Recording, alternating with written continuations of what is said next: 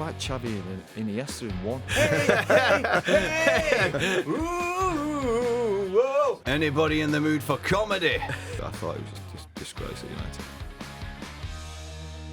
Welcome to the good, the bad and the football. And after a mad busy week, a brilliant week if you're a football fan. And by the way, thank you so much for all the responses you gave us to the first episode. We're absolutely overwhelmed and buzzing with that. But before we get into it, chaps, how's your week been? Not too bad, actually.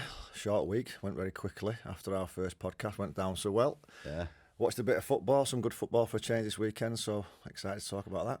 Salford won. Salford, yeah, a good week for all of us, really. United, Salford, Bolton. Yeah. Bingo. Beating Wigan 4-1 after a decade. Do you know what? I didn't even. I'm a Bolton fan. I didn't even realise that myself.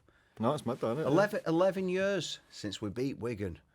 But what a victory! Is that a big rivalry then, Bolton Wigan? It is. I think it's one. I used to like going out around Wigan and Wigan Pier back in the day, and we all love a pie. But there's this. I think it's not even just football. It's just this. I think it's always when you got towns next to each other. Yeah, Man United, Liverpool kind of thing. There's always that rivalry. You know what I mean? But before we get into the football properly, I've got to say, lovely jumper. It's nice, isn't it? I like that. Yes. I came in. I thought I can't. We were chatting. I thought there's no moment here I can get in with this.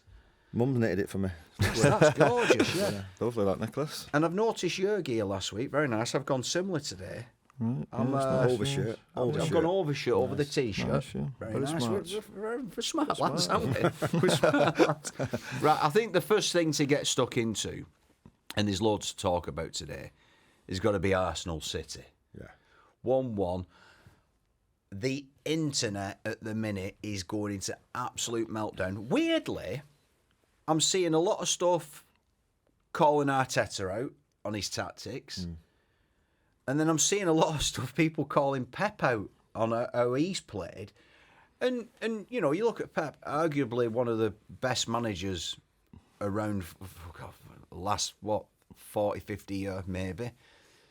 Arteta, regardless, I think he's done, I know he's had a lot of money spent at Arsenal, but he's done a good job. He's got a great squad at the minute.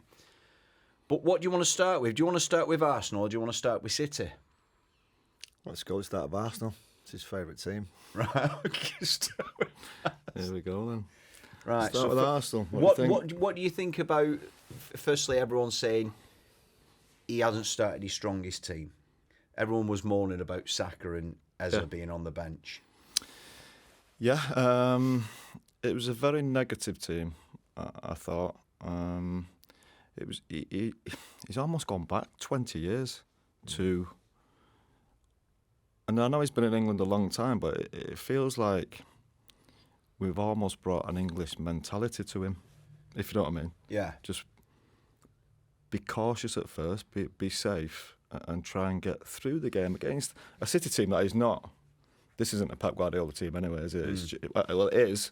But again, he's probably the same thing as well. He's 10 years he's been here. We've almost turned him into an English coach watching yesterday. Do you know what I mean? I heard. I know we're talking about Arsenal, but I heard someone quote Pep's management style the other day as Sam Allardyce-esque.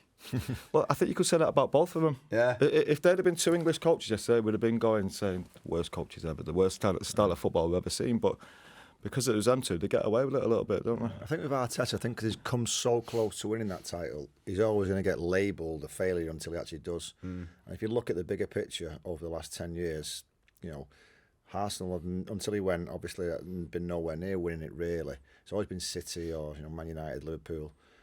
But yesterday was very much like Scholesey said. It was just like no one wanted to make any mistakes. A big thing for me was the two lads on the bench. I think Saka and Eze. I mean, they're two of the best players in the Premier League at the minute, and to have them both on the bench in what you would say is one of your main rivals for the title. I don't think City will win the title, but it's going to be between City, Liverpool and Arsenal.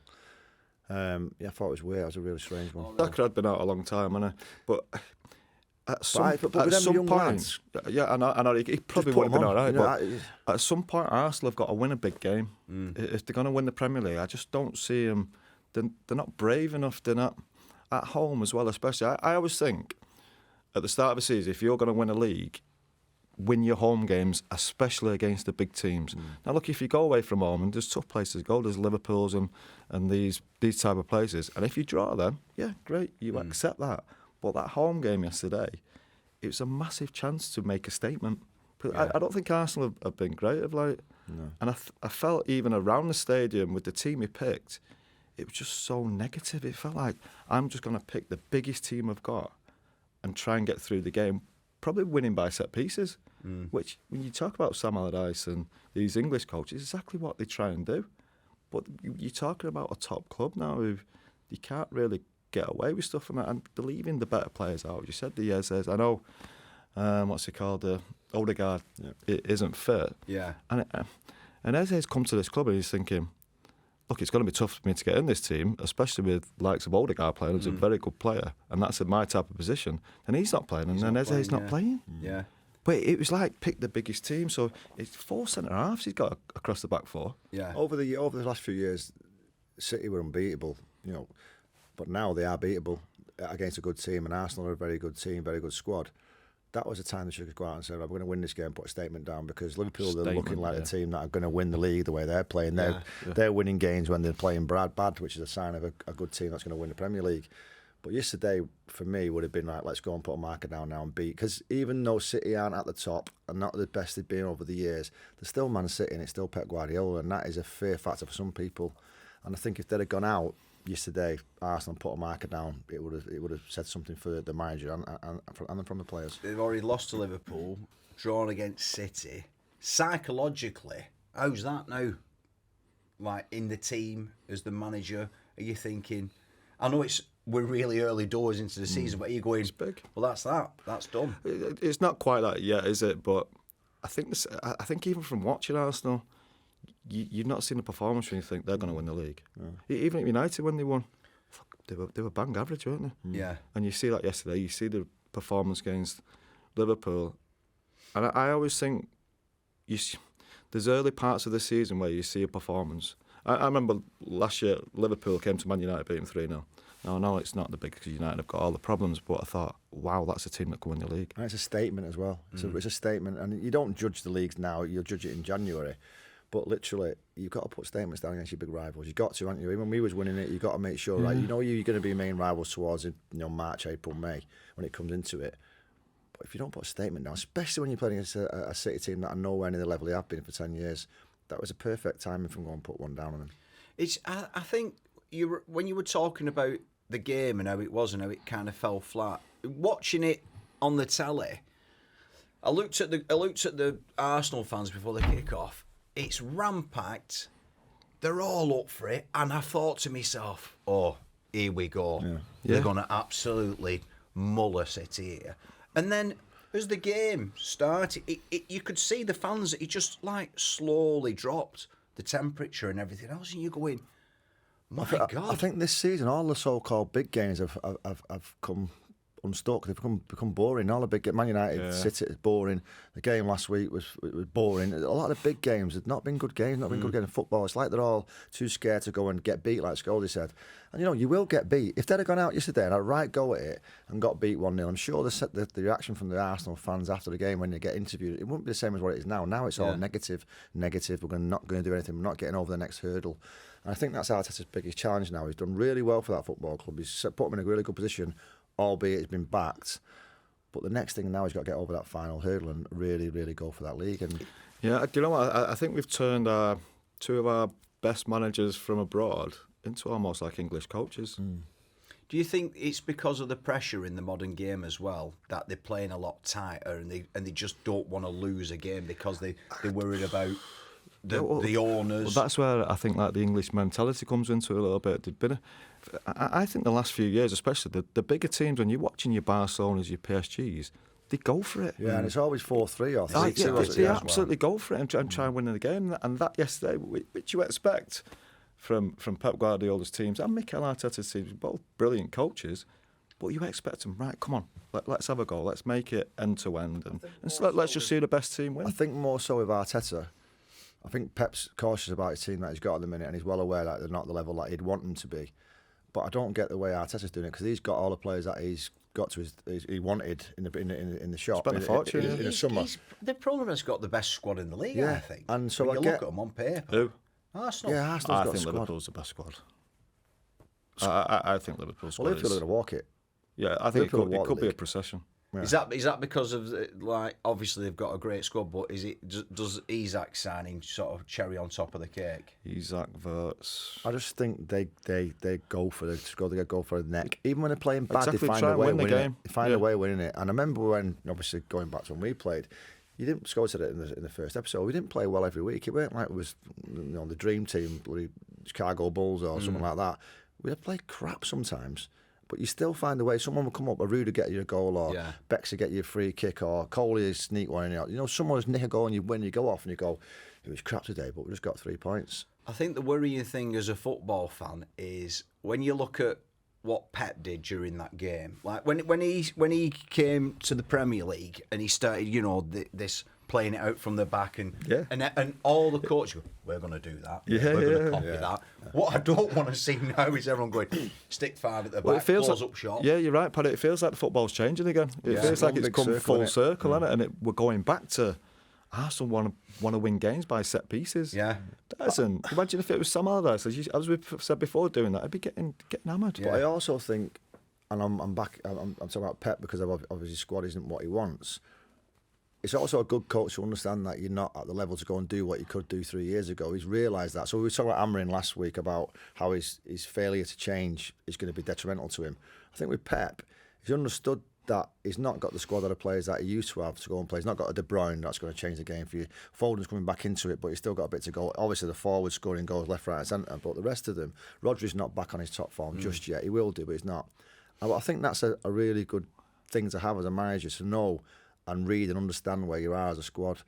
And he's gone away from home. And if you said to him before, go to Arsenal and get a point, would you do it? He'd do it. Absolutely. But the one for me is the home team who wants to go and win Premier League has to go out and win a game. Do you actually think Pep wants to play that way? I don't think that happened naturally yesterday. I think he'd still want his team to dominate possession and do that. They just got forced into it, and I don't think they're as good as they have been over the past few years. I think Rodri's I was going to say I miss him, but he's playing, but he's not quite still where he should be, and rightly so, because he's been out for so long. Once he gets all right, once you bring John Stones into the team, who unfortunately does seem to have too many injuries at this point, but again, it does make your team a better team. It was, say, keep going to it. It was like watching England 20 years ago. They couldn't keep possession. Yeah, they were booting it out of the way. They'd get it out. That's not Pep Guardiola. That's not Manchester City. But I even think he said afterwards, I didn't want to play like that. They just forced us to play like that. Now, when you say that about Arsenal, they forced us to play that way, you'd automatically think, oh, they were good at Arsenal. They were brilliant. They were creating chances. But they weren't. No. It was a strange game. It was weird, like, just sat watching it on the couch, like, seeing City sit back, almost trying to protect a 1-0 lead where you're going, this is bonkers. Then, as you're saying, oofing it out from the back, where I'm going, what's going... But you need to change Pep's name, I think. Should we give him an English name? Peter. Paul. Peter Guardiola yesterday. It took us 10 years to turn him English. And Michael Arteta. Pete Guardiola, Michael Arteta, Nicky Arteta. We talk about the game going full circle and the game changing. It does feel like it is changing with these top managers. They're going more direct, talking about set pieces. I don't think he's purposely doing that. I don't think that's the way. Why would you suddenly change all your sort of staff around you though? Why? Like, did he have much choice? I don't know. Did the lads want to leave? I don't know. That's the only thing, isn't it? I used to like the geezer sat at the side of me who looked like Keegan. Kevin Keegan. Yeah. I used to think it was Kevin Keegan all the time. I don't know his name. I was like, no, I don't know his name either. Yeah. Apparently it's someone he respects. He was in South America or something. I always thought it was Kevin Keegan. It was I think with him though, Arteta, we're talking about his negativity yesterday, but when you look at what he did when he went from a number 2 with Pep into one of the biggest clubs in the country and helped stabilise it. And so what is it you want as a football club? Do you want someone to just come in, i.e. a Mourinho, stay there 2 years, win you something, then leave? Or do you want someone to come in, stable the ship, get the foundations right and build slowly that way, which is what he's done. And I think Scholes is dead right. He's now got to go and win he's got to win the Premier League, let's be honest. But what he's done for that football club and stabilised it, and all the stuff you don't see, or we don't see as fans.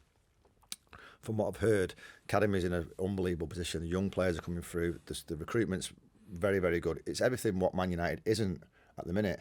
And if you look at that, I would prefer to get a manager in that can do that and stabilise a club for 4 or 5 years and then go and win it, than have someone come in for 1 year, 2 years, win something, mess the whole club up, and then leave.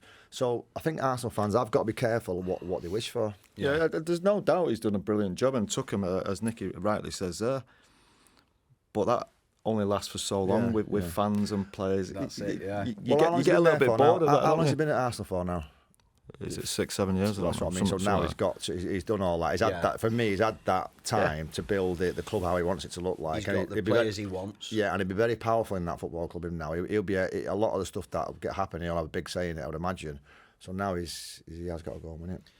And he's got a lovely head of a beautiful. So sometimes when he's talking, I just look at his hair. Yeah, I do. Yeah, and I think his hairstyle is similar to his tactics. He never changes it. Never change it. Lego head. Because if I had that hairstyle, I'd have it. I'd be like Lawrence Llewellyn Bowen. I'd grow it out. I'm like, come on, Arteta, enjoy that lovely thatch. Right, well, let's like parking the bus. Let's park up that chat with Arsenal and City. Get on to something I'm sure is close to your two's hearts. 2-1, United Chelsea. Big win, eh? Big win was needed as well, wasn't it? Yeah. Firstly, Sanchez. Let's talk about that. What was it? 3 minutes, 4 minutes in? I don't know what he's thinking. I don't know what he's thinking because he's still got to get into the box. He's still got to beat the keeper, and he's still had 2 defenders running next to him. Yeah. I just think it's madness what he's done, and everyone has moments of madness. Don't get me wrong, but from that point on, the game was over. That was it, done, and up until the second red card. But it was a bit of luck that Amrin and Man United needed. They needed that result. Yeah. If that result wouldn't have happened the other day, the media would have come down like you wouldn't believe, like a ton of bricks, and it's just it got heavier and heavier over the next few games. But that was a result that we needed, and they got it. The thing for me, like being a paid up member of the Goalkeepers Union, and as we know, we're not wired up right. But within the first few, that challenge for me is pissing down. If that had been at 90 minutes, I can almost forgive it. But literally, the game's just started, and as well what you said, he's that far out. I'm going. We're almost. I had to adjust my eyes. I'm like, what's he doing out there? Do you know what? Why has he come out that far? Do you know what? Chelsea get what they deserve, though. Yeah. They needed a goalkeeper in the summer. They didn't get one. Yeah. And it was clear. And a few clubs have done the same. Man United exactly the same. But do you know something? Do you know, like we spoke about it last week, Paddy? Goalkeepers are a total different animal. The way they train, but they are the most intense of all the squad. Yeah. That the keepers are. You know, the way they dissect all the way they've game. They know every single penalty taker, which side they go. They'll have it on the water bottle. They're like, I can't understand why a keeper that experienced, and particularly a keeper who, like I say, they dig into everything when it comes to free kicks, penalties, who's going to be taking this, what side they're going. Why don't you just wait till he gets in the box and then foul him? Then you don't get sent off. Yeah. It's a penalty. Yeah. And you're still on the pitch. Yeah. And I know that's not real time, and that's not what I would do as a erratic midfielder or a defender. But keepers are so deep into their way of playing and training. I find that a bit weird as well. You know, like he doesn't know the rules. If he waits till he gets in the box, then smashes him. It's a booking, a red card, booking and a penalty, not a red card. Do you know what? A goalkeeper's becoming more and more important, isn't it, to a team? Yeah, I think if you're looking at the big teams now, look at the difference in the calmness and the relaxed nature of Donnarumma at Arsenal. That's what I'm saying, yeah. In that big cauldron. Big moments, yeah. And they're talking about they've got 9 6'3" players, Arsenal. Every corner went to him. Yeah. Yeah. And that's not by fluke. It's not by chance. So Yeah. it's just brilliant being in the right place. If you watched him, he was so focused every time. He was bouncing every time the corner because you're now down to it. But you are every right. time, bang, bang, You're bang. right. Out, bang. Yeah, Well, exactly. literally, it used to always be the centre midfielder used to run like the quarterback in American football. It is a lot of it. The way the play starts is always from the goalkeeper now. Yeah. Even the centre back passes it to the keeper for him to start it off. I just find it, and again, I'm not saying I would have done that because I'm not that deep in thinking about around the game. He was just very reactive when we played. But keepers nowadays, I'm surprised that he didn't wait up and let him get in the box and then foul him. Because they are in, like I say, when I've spoke to a lot of keepers, this sort of, they're in their squad is a squad within a squad. They sort of train separate. They have their own things they do, and they don't They really. have loads of them as well these days, like 3 or 4. They got their own little yeah. team, haven't They they? have about 5 for the warm-up, don't they? Yeah, But with that in mind, with a mistake like that, would the manager, as a player, you know, and I'm pretty sure you two have had it with Sir Alex, haven't you, where he's give you the beans in the change rooms after a game. Will they do that with a keeper? Like, how do you, like, if you hammer a keeper? Again, that's all about management, isn't it? Knowing the mentality of the player, really. You know, or the character of the player more than anything. But we're talking about a goalkeeper. That's what I mean. You can't really get into their heads, can you? Well, you have to get a bollocking. They used to get- He should get a bollocking for that. I remember going back to keepers at the warm-ups, you know, when they got like 4 or 5 in the warm-up nowadays. Yeah. So back in the day, the subs used to always warm the keepers up. And I forget it with Peter Schmeichel, remember? I did it for years now. And you'd be on the right and Scholes would be on the left and you'd have to cross the ball in. And if you missed it by a millimetre, it'd be throwing, you effing this, you effing that, I'm going to fucking kill you. I'm gonna do. And you're like 16, 17, shaking like this. You're going off the pitch like a nervous wreck. Yeah. And the next week it's like, you two are on the bench and you think, I don't want to be on the bench. I don't want to be on the bench. I don't want to do the warm-up. Shitting myself. Schmeichel's going to kill me. It used to be. Remember? Not the player, if you're in the squad who's like 19, you're the one who's always missed out. Yeah. It was me quite a bit when I was younger, so I used to go out and warm. You fucking frightened to death. Yeah. It was all he's going mental. But then Scholes is Everything's a got cocky to be perfect, and he's fucking bollocking you, and there's crowd in the. Yeah, but Scholes is a cocky little sod from Middleton, and he used to try and chip him. And then he'd try and chip the keeper. Chip any keeper would have chased you on the training ground. Honestly, try and chip Big Pete, he would absolutely kill you, wouldn't he? Yeah, and I didn't care, mate, even when I was 18. Stay on your fucking line, Stay on your line. But you're right in the drills as well when it comes to a keeper. Like, even, you know, even if someone like David James who's retired and I've done a few drills, and if I'm just booting half volleys for him to catch straight at his chest, and I don't quite get it straight at him, the look he gives me. Yeah, it's disgusting, isn't And it? I'm like, all right, hang on. I feel like saying, well, move a bit. That's your job. You know what I mean? Just have to come straight to you. When you're in a team and you've got a teammate sent off as quick as that, what's the mood like after? Do you speak to him as well? Would the players go to Sanchez? Look, he's not meant it, has what it? He's not meant it, and I'm pretty sure he should be the first one to go, lads, I'm really sorry I fucked up. Because if he's not, then you get your back up. But everyone's going to make mistakes. it ruined what would have been a really good game, I think. Yeah. You know, from a neutral's point of view, it would have been a lot better game if if he stays on the pitch. But I don't think we'd be consoling him, though, would we? wouldn't be consoling. You'd be thinking, is that what you're asking? One of them ones, you'd be like, deep down. Well, that's why we're you two, because obviously, sorry to bring it up, 1998, 2 consecutive games, he got sent off. Arsenal. Yeah, they weren't big games, though. They weren't big games, though, were they? How were the team winning? That was in 3 days. That was in space of 3 days. That was a Wednesday and a Saturday. How did you feel? Felt horrendous. Well, do you feel like you've let everyone down? Because the Barcelona one, I took one for the team because I think there was only about 10 minutes left, and Pete's nowhere to be seen. And the ball's coming. So goalkeeper's getting some pelters on this one today. I've gone like that with my hand to stop it going in. Obviously, penalty sending off. So I'm walking round. I'm at the far end, so I'm walking around thinking, oh, they're all going to pat me on the back. Well done. It's a great teammate. The manager bollocked me, fined me, and they scored the penalty. So it was a waste of time. But with that one, it wasn't that bad. And even the one before, the Arsenal one, if I remember correctly, it was a second yellow, and it was a sliding tackle. He was going through one-on-one. And so they weren't like stupid. It wasn't like the keeper of the day. It was just two really stupid ones. But it's not nice. The worst one I've ever done, the worst one ever I've done, was Chelsea. Remember? Dennis Wise. He used to try and wind me up all the time. Dennis did, and he was a nightmare on the pitch. He was horrible, wasn't he? Horrible on the pitch. Good fella off the pitch. Russell, good fella off the pitch. But on it, I hated him, and he probably hated me. And he pinched me balls when I was on the floor, kicked me in the head, and then pinched me balls. And I'm thinking, what's going on here? So the referee didn't do anything, so I had to do it, stick up for myself, your dad would say. So I need him in the head, and then get sent off. And I go in, and we was getting beat 1-0, and it's a true story, and it happens, Scholes, doesn't it? You sat there, you can hear everything in the changing rooms, you can hear everything, especially in the older stadiums. I used to hear a cheer, and it's 2-0. a cheer, it's 3-0, and I'm going further and further down. I'm going, and a cheer, 4-0. I'm thinking, when manager comes in here, I am dead. Yeah. And to be fair, he was fine with me. But yeah, it's not a nice feeling when you feel like you let your teammates down, but it's just the red mist comes up. Yeah, do you know what?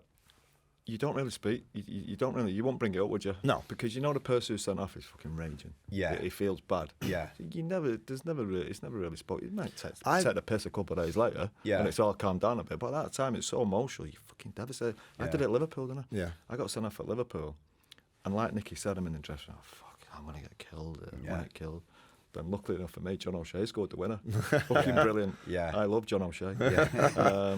He got me out the shit. Yeah, but they're just different emotions. I think that's the manager's job to come in and bollock you for getting sent off. I don't even like a Roy who was like a captain who would tell you exactly what he thought. I don't remember Roy ever coming in and having to go at anyone for getting sent off, because you've all done it. You've all done done it. You've all done it. Position. I was going to say, suppose, horrible. You know, it could happen to you. Yeah. And do you know what, you used to get fined for getting sent off? 2 weeks' wages. That's why you just 2 said weeks' that about wages. Barcelona. Yeah. Is that what it was? 2 weeks' wages. Yeah. I got 4 weeks. I got a month in 3 days. Month's wages in 3 days. I was going home to my ex-wife, going, "I've got no money this week." Who's paying the mortgage this week? Yeah.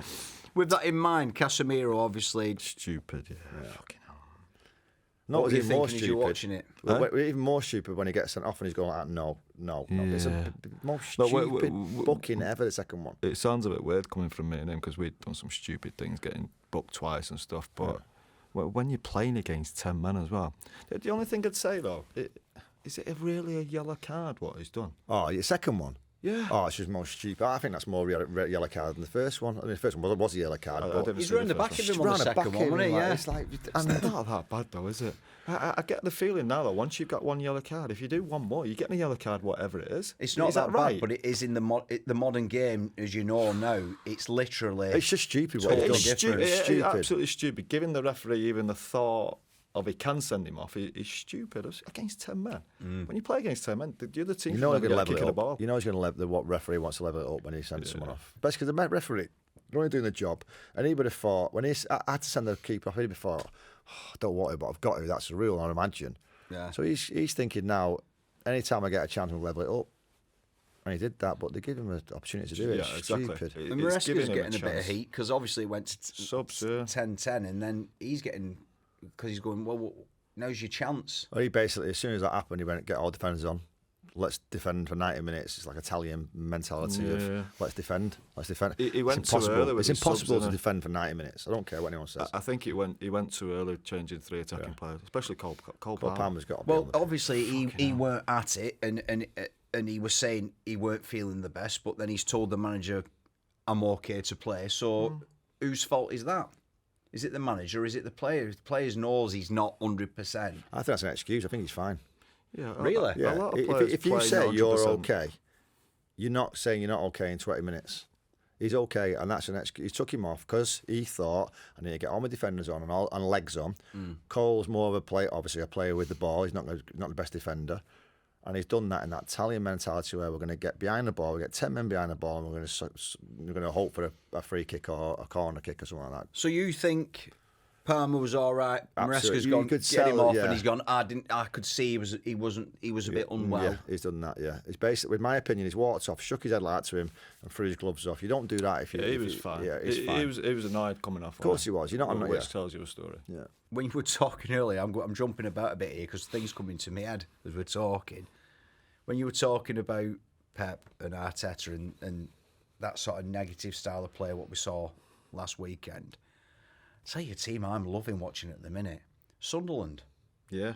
I'm really enjoying them. I know it's not what we've got on the thing today, but No, yeah. I just wanted to speak to you both about that because what I love about it, again, as a fan of the game, there was becoming a bit of a trend of teams coming up, going straight back down.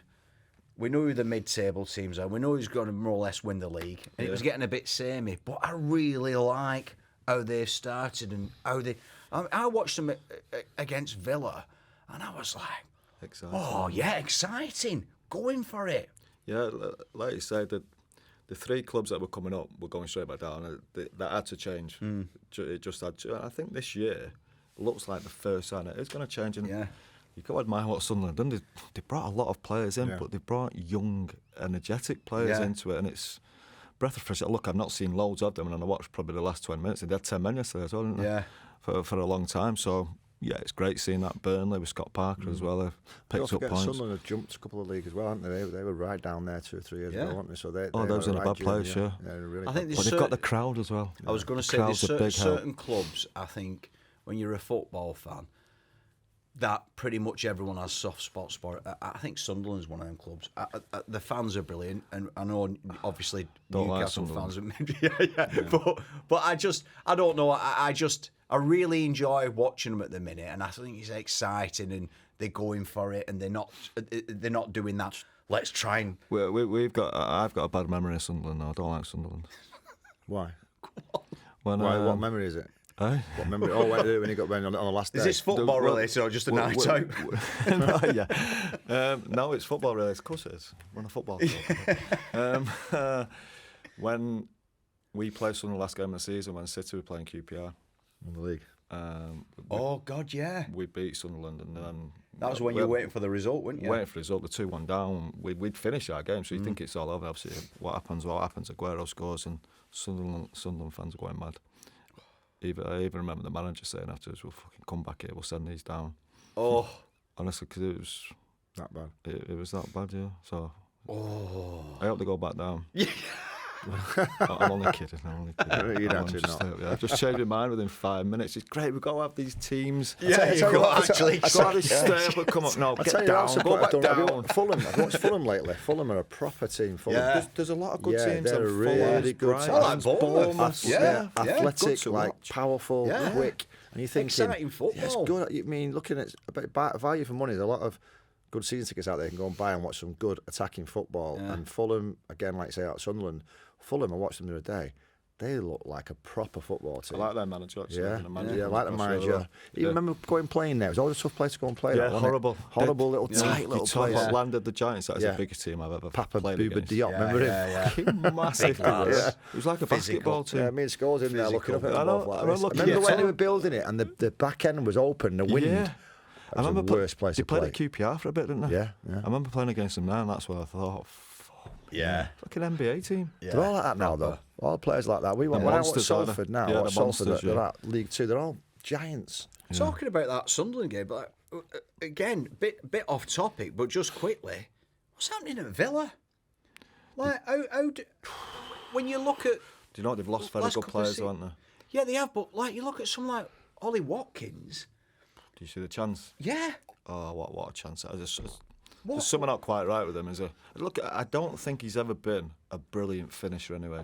I think he works brilliant for his teammates. He gets in good positions, but the amount of time I see him choose the wrong finish, where you think, I think that's the difference between him and the top class centre forwards. But I switched on yesterday and I saw that chance. He has got to score. It remember of when Harry Redknapp went mad at Darren Bent years ago. So my wife would have scored that. It felt like that. It was that much of a chance. I don't know. Look, I like him, and there was talk of him coming to United at one point, wasn't there? Man United should have bought him. But I just think it's that last bit of real quality that he misses. But without being disrespectful to him, that's where he's at. You've got the top forwards. He's in the category below that. This iPad in front of me is absolutely going into meltdown here. They're changing subject because I'm going all over the show myself. But it's not on here, but it was. But I'm still going to ask you about it. When you just said about Newcastle, let's talk about Barcelona and Rashford. Now, for me, Rashford's one of those players, and you two know far better than me on this, but sometimes you look at a player, and I used to get this a little bit with Michael Owen, where I kind of feel as though, and again, I'm going to get pelters here, but they don't love football. Like, I look at Rashford. We know what happened at United, but to me, I'll go, and he's gone to Villa, starts scoring goals again. Then he's gone to Barcelona, you're going, wow, this, and he scores the 2 goals, by the way, amazing. But I just don't feel as though he's in love with the game. I know exactly what you mean, and I feel the same way about him. Look, there's no doubt the talent that kid has got is ridiculous. He's shown that in a big game tonight. That second goal was brilliant. I really struggle to feel happy for him. Do you know what I mean? To feel pleased for him, because Not just, well, yeah, mainly because of his attitude. And his attitude at United, the time he was leaving, I thought it was a disgrace at United. Not trying, basically, which I think, look, if you fell out with the manager, then okay, but remember, you've got teammates you're playing with. Yeah. You've got a massive 80,000 there, whatever it is, every single week that you have to put a bit of effort for. The amount of times I saw him at Man United walking, like, because he wants to leave, I thought his whole demeanour about him was a disgrace, really. And I think he actually quit on Manchester United. And right. Once you quit once, you'll quit again. And I even think in that Newcastle, Barcelona again, there were signs of him just not wanting to run back and not wanting to work for his team again. He won't get away with that with Barcelona for long. There's absolutely no chance. He's already been dropped, hasn't he? Did he? Was he dropped? He was late last night. Yeah. That was it. Yeah, last night. Someone else was late today as well, wasn't there? Someone else was late today. Come on, waiting in for the interior designer. It's a good job Hansi Flick's not here. You'd be gone. Listen. I have the utmost respect for you two, and I know what you two were like as players and as people, and I'm absolutely devastated today because I thought if I don't get in 10 or 15 minutes early for these, you two will be giving me murder, and it's already happening. And I'd like to say I was on time. Just putting it out there, but we were talking about the yard 75. I was bang on time today. I made it. What time do we have to be here? 10:15 was the call time. You didn't read your sheet 10, either, did you? You didn't read your sheet, did you? 10:45 I had. Get me Rashford's agent on the phone. 10:45. Anyhow, never mind. For me and Marcus, I think I've got a soft spot for Marcus because I just have. I've known him since a kid, and I know you did have, but I have, and he has made a lot of mistakes. There's no getting away from it. He's not made it easy for himself. I think some people are different in the way they project the body language. I think Marcus' body language is bad. And then sometimes that really looks like he don't give a toss. Yeah. Do you know what I mean? He's got that real, like, I know what you mean, because even when he scores... It's the body language when he's walking back. Yeah, but for me, and I might be wrong, but for me, I've known Scholes since he was 11, we've been mates since he was 11, and I know his body language is totally different because that's his natural persona, and how he holds himself, and how he walks, how he runs, how he like grits his teeth if there's something going wrong or go and tackle someone. Marcus doesn't have that. He's a total different person.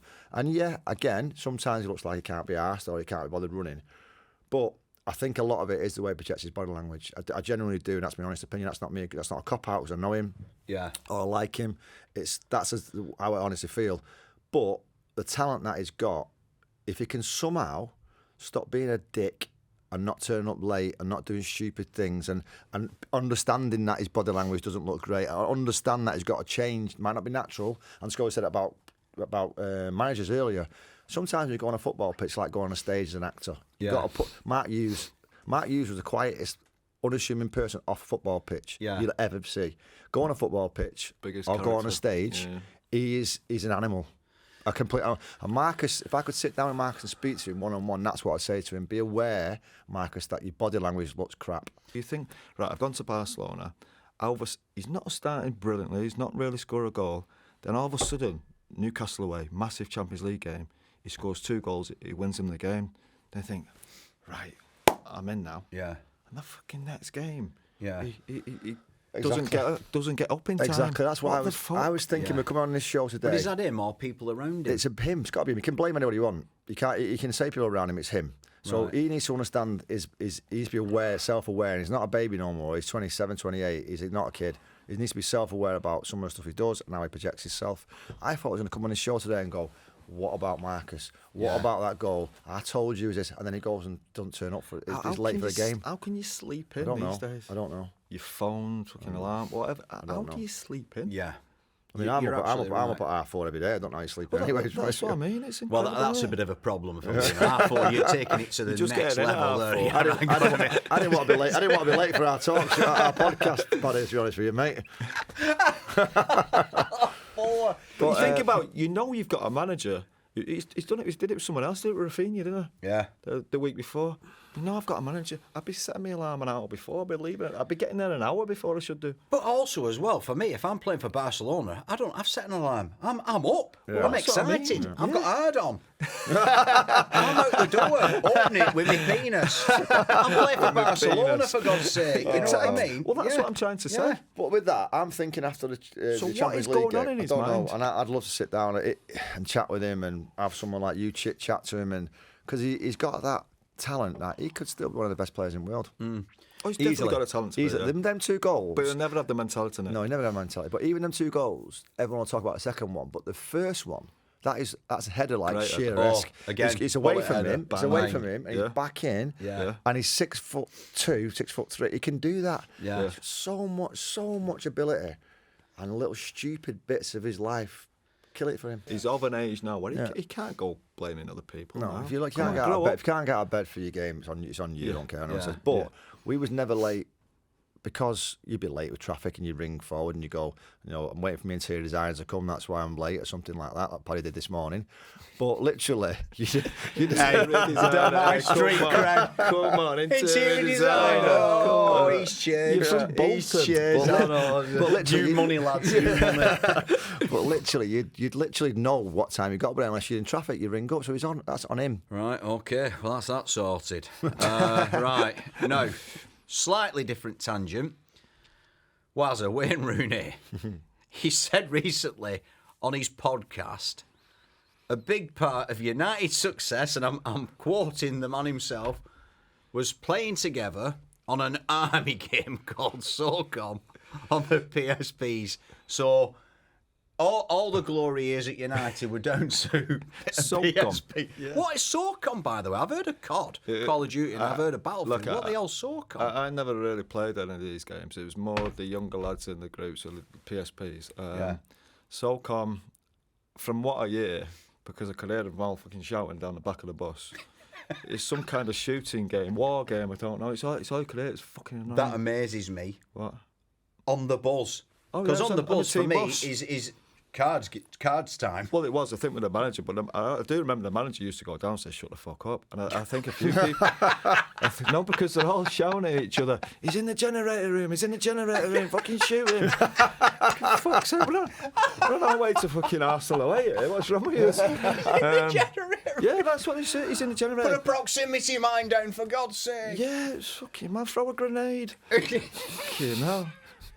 And sometimes it was quite funny because hilarious. they are having a right go at each other at the back. Yeah. And I suppose there is a bit of camaraderie about it, and it's a Yeah, but team game that's as all well. right if you sat at home online with your mates, but not on the team buzz going to a game. I don't get the bus. I get at a night time in your room. That's what I'm saying. Oh, they used to meet up after your meal on the Friday night. They used to go to the room. But and I play. understand that because it's only the modern day of us doing a quiz. We used to have a quiz every night. Love a quiz. Didn't we? Brilliant, yeah. Brilliant. Yeah. And Love I'll a tell quiz. you, it got to a point where people are throwing stuff at each other, like not speaking, walking out room in a bit real mood. Yeah. Most of the time it was Keeney and the gaffer. But literally, yeah. So I get why I did, but I wouldn't put it down to. I wouldn't say it's the biggest part of the United success. Who's in the SOCOM That'll crew? be Wazza, Rio, John O'Shea, Where's it been? Wes all day long. Where's yeah, he loves. Was Fletch get Carras. involved in that? Carras probably get involved in it, I think, yeah. I wouldn't have thought Just he'd that, have it was got that involved. younger group. Right, okay. Yeah. I don't think that they wouldn't have done it if I was there. Fucking no chance. Well, there you go. yeah. That's I'd what love you to can... see I think Roy would have stood up and shot him properly. With a He'd have thrown a free Yeah, grenade. man. Oh, you fancy joining in? Yeah, fuck off. We need an extra lad at the back with a sniper rifle. Hey, going back to quizzes, Nicky's brilliant. Oh, I'm the best at quiz. Oh, I'm glad you What's said your that. favourite subject, Nick? Remember? Food and drink. Food and drink is fucking and unbelievable. All right. The best guesser ever. Have you got a quiz for us? Oh, fuck's sake. Well, I'll tell you something now. I'm just going to throw a question at him then. Oh, yeah. I love being It's a not a quiz football host. quiz. Oh, I'm you not won't good know at- the answer, but you'll fucking guess it. I used to run the quizzes at Soccer Aid back in the day, Did you really? and it got, like I say, it got a bit tasty. Right, okay. Food and If drink. it's football, I won't be doing. I'm rubbish at football. Food and drink. Food and drink. Talk amongst yourselves a minute. Food and drink. Here we are. What's it called? John Peters. John Peters, He got yeah. some abuse. Welcome didn't to he? the good, the bad, and the abuse. football, and the food And drink. and drink. Right, here we are. New audience, this. A new audience. Delia will be on next week. Right, here we go. Right, I'm going to give you one here. Pardon? What is the most consumed fruit in the world? By volume or because he's talking Well, about. people who buy it and eat it. Tomato. But not the amount of fruit. The people who buy it. Oh, Jesus Christ, I Well, can see well, what you mean. it'll No, be- I mean, it's just a question, Well, isn't it? well, Yeah, if but it's- what it does eventually... do most people eat bananas or oranges? It's your like eyes that. will Right. tell him the answer in a minute, Right. and that's how I get it. Tomatoes. Fuck me, they've not put the answers on. Well, quiz master he is. Look at what, who does a quiz? Who doesn't give you the fucking answers? No, to I Google said it. that. You know, I've I just- said, right, 'cause I thought it was a trick question. Tomatoes are fruit, isn't it? Yeah. Right, here, Yeah, I it think makes I know sense, the huh? answer to this because they've not given us the answers. What's the main ingredient in guacamole? Avocado. He knows his Food and food. drink. Piece of There piss. we go. Well, that went down like a lead balloon, Paddy. Hey, I could have got into that then, but I could see us looking at us over there. We're going to take the overlap on for a Christmas quiz anyway. We'll take them on. Oh, we did Oh, that Christmas my quiz, God, we'll didn't take we? 'em on. I did the Christmas quiz, and We did, didn't it was Righty and Roy against Cara and Gaz. Competitive, and I'm thinking, yeah. oh, that's a nice bit of fun. The overlap. Yeah. Oh, it's evil. Oh, they proper We'll get into it. We'll take them on. We'll put a challenge out for them. We'll beat them. We're Us all three. over Us that. three beat them. Three. We're all over that. We've been tasked with coming up with our top 5 midfielders. Now, where I've made a mistake straight out the bat, I've gone Premier League. I didn't realise it was Worldwide. world football. European. Right, European. No, worldwide, I suppose. Brazil and shit, Yeah. So I've gone Premier League, and I'm basing this on purely 8s and 6s. Yeah. Oh, don't give me the numbers. I'm not. No, but I'm not. You're not a 10 fan, then, I'm not. no. I'm not bringing the Salahs of the world into it. Yeah, Like yeah. wingers. Yes. Yeah, no. Oh, Right, no, okay. exactly not. No. Right. Okay. Right. So I'm going number 5. I had 2 for number 5, really. Liverpool. I will go in McAllister and Gravenberch, but I'm gone Gravenberch because obviously he's playing at the minute, and I've gone him. I've put here bargain from Bayern Munich. What are you getting? 30 million or something like that. It weren't no, that's mega a money. good were No, it? we weren't playing for them, was it? Elegant on the ball, dribbling, running off the ball, goals, assists. I mean, come on. Gravenberch. Yeah. Yeah, I know he scored See his goal the other day? Yeah, he It's doesn't in do a that a derby. lot, though, does he? 2 goals, 2 He's assists playing more already. of the number 6, isn't he? Yeah, but he's a deep line, but he's 2 goals, 2 assists already. Is he really? Yeah. Yeah, I like him. I won't put him up there at the won't minute. put him in there, I won't but put him yeah. there at the minute. I won't put him in top 5. You've got to do more than one game, Paddy. Come on. We're thinking. Well, we're talking about now. This is. See, what, all right. I might have been 40 seconds late today, but I read the brief. 40 right? seconds. I read the brief, and we're on about now. What brief? This season. Right. So you can't argue. Now, 5 games in. Yeah, we're on it's got to about- be in there, hasn't it? We're on about the year and now, aren't we? It's yeah. Oh, that's fucked up my list. Then. That's what I'm saying. Well, she's I had too busy Brian Robson in brushing mine. up on food. We need a bit of football. I was going Paul Scholes. Brian Paul Robson. Scholes, Gerrard, Keane, Robson. Go on then. Oh, right. So that's number 5. Number Where you 5. got 2, which you weren't allowed to do anyway. But go on. Well, I've got 2 again. Oh fucking hell! Right, 4. He's got 14 names. down. Caicedo. Rodri. Yours are all the same style, aren't they? Like them. Well, ball winning midfield players. Exactly, It's totally it's up to just- you, which is yeah, right. yeah, exactly that. I know, obviously, Rodri's come back off injury, but Yeah, Ballon d'Or, He's still the best for me. he's there, isn't he? I think he's still the best for me. I know this is going to be a little bit controversial because I've just said about where they play and everything else, and I know this lad drifts out, but Eze. Or is it? Central midfielder, Is it come on. Eze or Eze? It doesn't. Eze. Eze. But it's not a central midfield player, is it? Yeah. I don't think it Just is. go on. Number 10, Yeah, isn't it? because Number Well, 10 usually to the plays left-hand off- side a bit, yeah. Plays off the left, He doesn't plays anywhere but in the middle of the pitch for central he? midfield. I did just say I knew this was controversial after everything I've just said. Right, who were that? Were that 3? Yeah. 2, Bruno Fernandes. No. I don't have him as a central midfield player. No, I don't. I just don't. He's a central midfield player for me, but I don't think he's up there. He's number 10. I think he's better than them. He's number 10. Yeah, hold but on, not at the minute. hold on. Where we are now, he's playing as a 6, isn't he? 4 even. Hold on. Averaging. Oh, don't give me all them stats, Paddy. They don't do now for me. Them. You're hey, right. hey, You're listen. right. You've not looked in the You're not looked at the stats, have you? You've not been on Wikipedia, No, listen. I'm just telling you. We had Gary Megson as our manager at Bottom. He used to come out with stats after the game when we get hammered 5-0. I used to think, fuck me, we're Real Madrid. so I'm going down the Megson. You're not having him in your top 5. Current.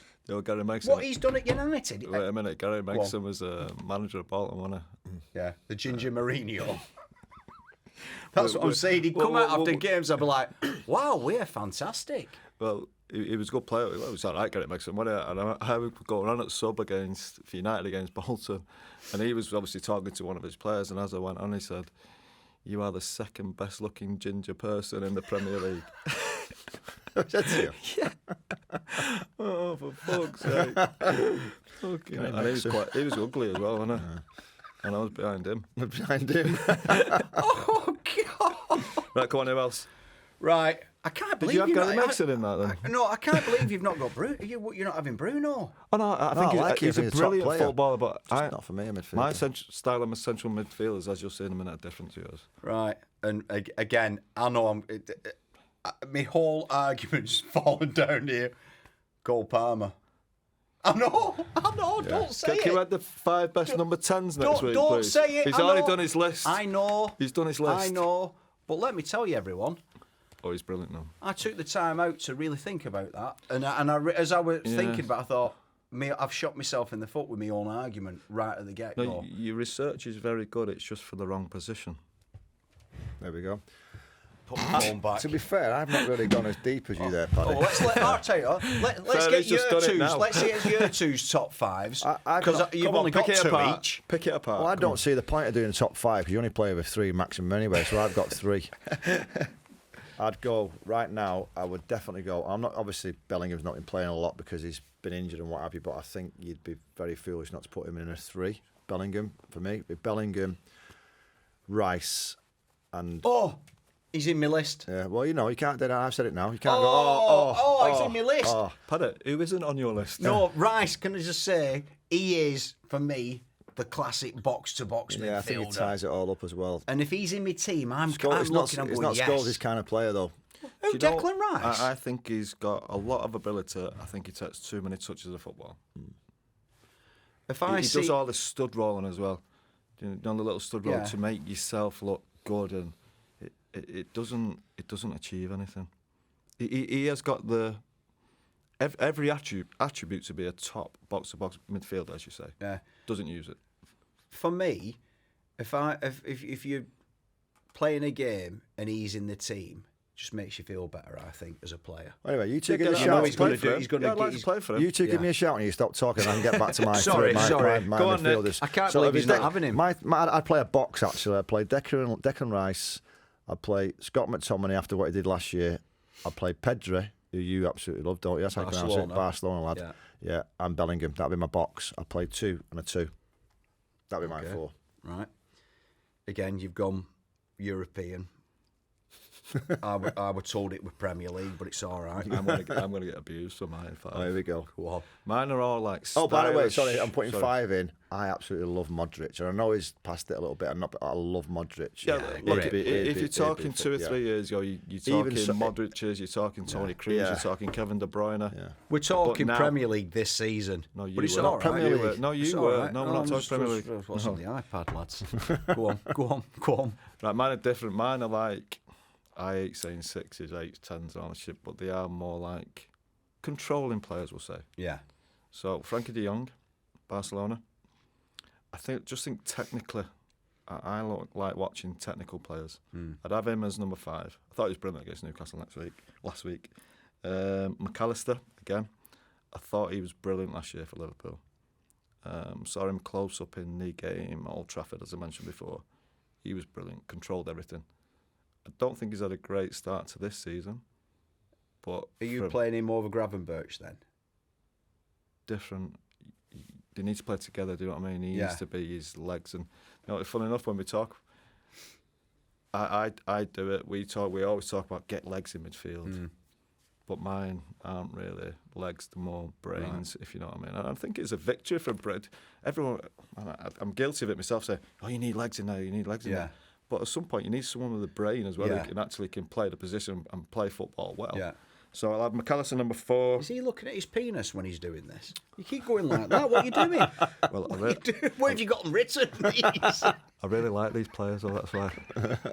I'd say who else I'm having. I'm like, what's he looking at down there? Yeah, honestly, that's why they're there. I really like them. Number 3, Vitinha, PSG. Right. He was sensational for PSG last year. Guy to play for in the Champions League, in the World Club Cup. I know they got beaten in the final. I think all mine are like clever players. They're not bred. They're not. If they come to England, you'd probably say, "No, he can't play in England. He can't run." I mean, that's how we probably destroyed these. And do you know what? In a similar way, it's probably happened to Kobe Manu now. If he was in Spain, if he was in Barcelona, he was in PSG, he'd be playing in these teams because he's brilliant and he's got a brain. Yeah. Now we're all saying, oh, he can't run. But so what? You have a brain that's clever enough to get you through games and control games. A little bit like an old school, like Pirlo. Yes. Yeah. Again, he'd have been one if we were talking a few years ago. He'd definitely been one. Yeah. So what was that? He was my 3rd, but look, the top 3 I couldn't really separate. The second one, because I mentioned Pedri last week, I've had to go for Rodri. Yeah.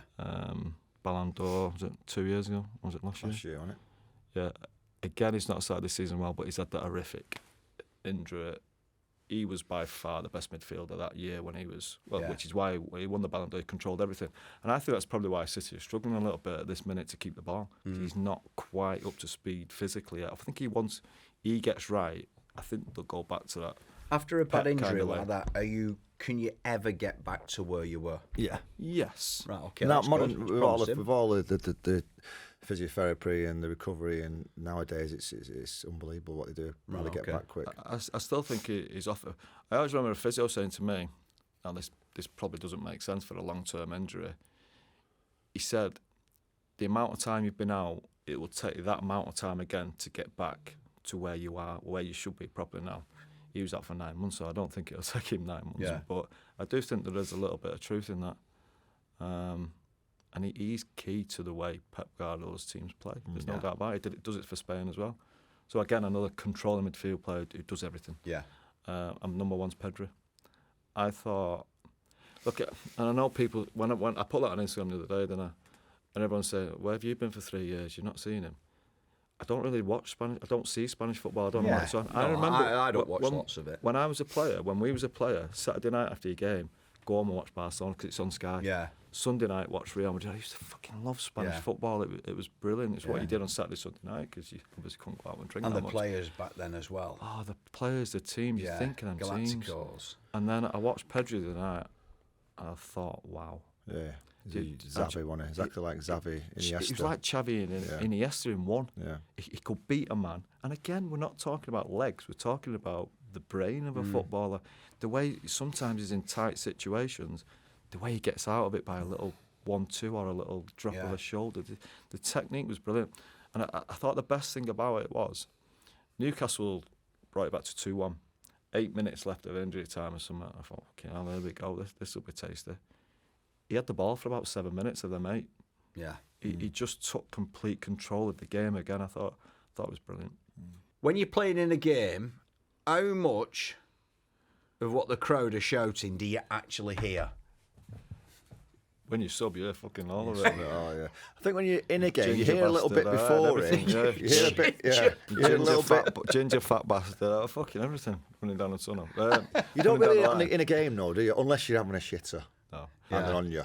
I remember, it's a true story, this. I played at Newcastle, had a shocking start to my career at Newcastle. I went on loan for 6 months to Birmingham, and then I went back, and I remember in pre-season plays Villarreal because Diego Fulham was playing for them. Yeah. So I come on at half time. I got booed on by all the fans. Booed on. I scored 2 goals. I got subbed, booed off, and I think I'm the only person to get booed on and off. And I got man of the match. You got subbed? Got subbed, yeah. By who? Who was it? Glenn Roeder, the manager. It was a pre-season game, so we knew I was only playing. When you're saying booed on and booed off, a similar thing. I remember when we'd just done Phoenix Nights, and it was no tape me out. This is like real early days. Paddy, I love that program. I love that Right, well, like literally back then, it was all right. Not a lot of people knew it unless you were into it. And I got a boot for a corporate, right? And it was at Celtic, and it was. Was it? Were they called the Lisbon Lions? They won it in 60 whatever. 67. And I was boot. They were celebrating Lisbon Lions, and they covered the entire pitch in tables. It was a massive event, and they boot 2 acts, me and Simple Minds. Right, I'm on after Simple Minds. Right, no, Simple Minds So up there. another Simple Mind. They are gods up there, right? I mean, they are gods, and the big Celtic fans. It's like, so I'm stood in the tunnel, waiting to go on. Jim Kerr's up on. Don't you forget? He's got his foot up on the monitor. Hey, hey, hey, hey! Ooh, whoa! They're fucking fat. They're going mad for it. He's like, ah. Mic drop, set's finished. Everyone's up, fucking Celtic fans. Then it dies down. Bloke walks on stage, Comper. He goes, after that, he goes, anybody in the mood for comedy? Fucking silence. Was he Welsh? No need. No need. He went, anyone in the mood for comedy? Silence. Paddy McGuinness, right? Walked from the tunnel. The stage was on the centre spot. Walked through everyone in complete silence. Got on stage. One of them would pull it mic out. Feedback. I went, hello. One voice right up. Hello. One voice right at the back of the pitch went, fuck off, you English. How's that? I went, brilliant. Lovely. Lovely. Walked onto silence. What a treat. And I remember a couple of days after, my agent at the time rang me up. He went, hey, we're having murders with these Celtic lot. They're not paying you. I went, fucking leave it. I went, leave it. Just leave it. Let's just write that one off. But anyhow, that was my one. But I tell you what you do here, the fans, in the sticks. If you're in the nets, you eat your... And I know, because last Soccer Aid, I would pick 4 balls out of the back of the net. Tevez put it. Yeah. I was constantly bending over, picking it up. I always remember one song at Fulham. I think Gazza spoke about this. If the Nevilles can play for England, so can I. It's fucking hilarious, honestly. I always feel so the keepers, singing it to him. Knowing they get the ball, especially in a small. I watch a lot of League Two now with Salford, so small stadiums, and our keepers is only just turned 18, and these grown men abusing him. Knowing they get the ball, take the goal kick, and they go, oh yeah. I used to love that. Hey, fat man, and you're going, oh, he's 18. You're shit. Yeah, you're shit. I'm thinking a bit older. Yeah, in the chatty end. I'm thinking my son's 18. If that was my son, I'd be jumping the away and fighting them all. It's a disaster. It is horrible, isn't it? But it is funny how you can pick it out like that. Yeah. Weirdly, when you're on the pitch, I remember, I think it was the second or third Soccer Aid I ever played in, and the crowd at Soccer Aid, they're actually louder than a regular football because all the kids and they've got the cellas and all. It's like it's mad how loud it is. And I was playing at right back, and Jamie Carragher's just inside the side of me there, and he's fucking shouting at me like that. I'm going, I can't fucking hear you. and Ronaldinho was running towards me, and it's Ronaldinho, and I'm like, and he's going, fucking grassing him. What's wrong with you? And I'm like, it's It's Ronaldinho, for fuck's sake. What do you want off me? Shy of pulling out a fucking cricket bat and hitting him round the head. I hosted a dating show, for God's sake. But it surprised me how little you can hear someone playing at the side of you when it's that loud. But you can pick out them insults. Yeah, it's just abuse, isn't it? Yeah. Go to Liverpool away. Oh, warm up at and Liverpool. it's tight Liverpool as well, isn't it? Warm up at Leeds away. Leeds. The drive They're on the the biggest bus thing to about Leeds. Leeds. Yeah, the I was drive, going to say that. The bus. We've got attacked. used to have kids on the shoulders, Yeah, didn't they? Going, throwing bottles. God, The kids are on the dad's shoulders throwing bottles at the bus. And Amazing. like this, and you're going, your kid's 6. It was horrible, wasn't it? Oh, nasty. If you're warming up, would you sooner warm up in front of Leeds fans or Liverpool fans? Liverpool. Leeds are worse, are they? Oh, yeah. Back in the The day only when thing we to used to say play about there. Liverpool, it's a bit closer, isn't it? There's a little bit of room at Leeds. At Liverpool, you are fucking touchline. You're there. Well, you saw it the other night with the fucking Simeone thing, didn't we? That? Yeah. How close they are. That fella went mad at him, mate. Kicked off. yeah. Thanks for joining us on The Good, The Bad and The Football. We'll be with you every Monday from 6 o'clock on YouTube, Apple and Spotify or wherever you get your podcasts. Share it with your friends, your family, get everyone involved, and if you can, give us a 5-star review. Well, no, we're fucking Uber.